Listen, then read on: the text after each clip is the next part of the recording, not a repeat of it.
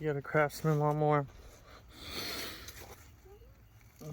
This is the model. But my ignition switch was bad. My key was all loose. I got a link in the bio in the description for the same one I bought off of Amazon. You reach behind here. You can see it back there. Just push these tabs and push it out.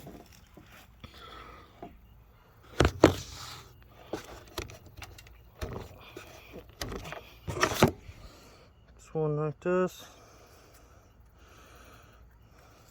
Just put it back on there.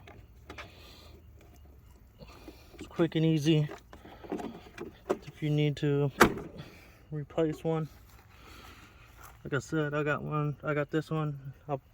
The link's in the description so that if you need one and you got the same lawnmower. Thanks for watching.